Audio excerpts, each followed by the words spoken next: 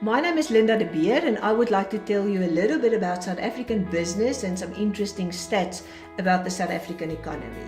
Firstly, it's important to realize that we're the biggest economy on the African continent and also the 25th biggest economy in the world if you measure it by GDP.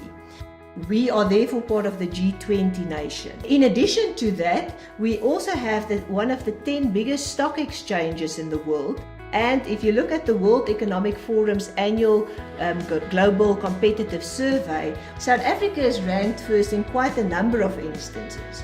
Our legal rights, the quality of our accounting and auditing standards or our reporting standards, and also with the best run stock exchange in the world.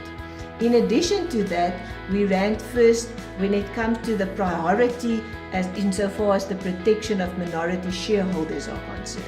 We're number 2 when it comes to the quality of how our private institutions are run and also the availability of financial services.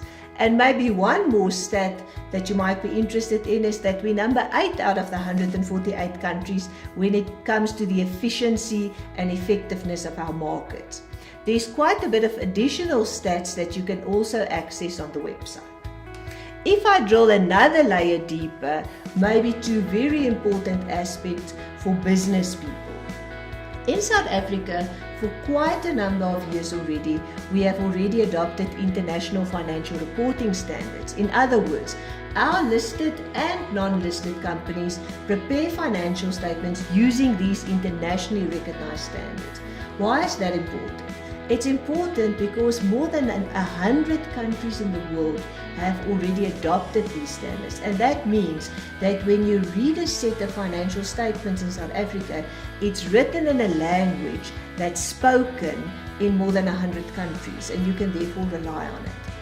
If you then add to that the fact that our auditors use international standards on auditing to audit the financial statements, that means that we firstly have a person or people that give assurance that you can rely on those numbers that you've read, and that they do that work in terms of internationally recognized standards, which is a very important comfort that it gives to investors.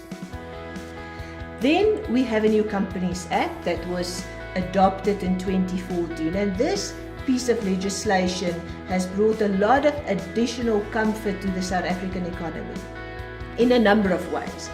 It is not just aligned with best practice across the world, it is also written in such a way that there's much greater protection for minorities, for creditors, and so on built into the legislation.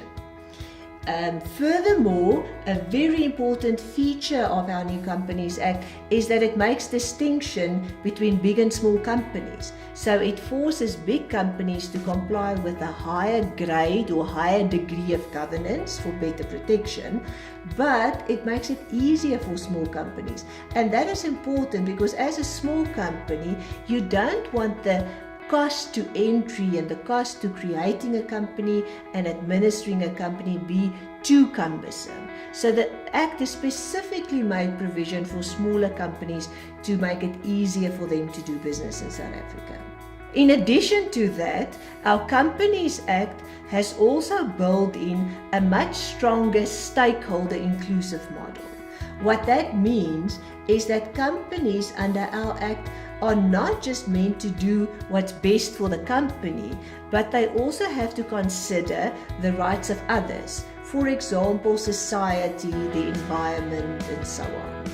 And then lastly, maybe moving away from the Companies Act, it's also important to mention that in South Africa we have the King Code on Corporate Governance, and that is an internationally acclaimed code that our companies aspire to and that our directors will be measured against when their actions are measured. That again gives further comfort to investors. I would like to conclude by reading you a quote from one of my countrymen that is more famous probably than any South African, and that is the late Nelson Mandela. What he said is, "My country is rich in minerals and gems that lie beneath the soil. But I have always known that its greatest wealth is its people, finer and truer than the purest diamond." insights.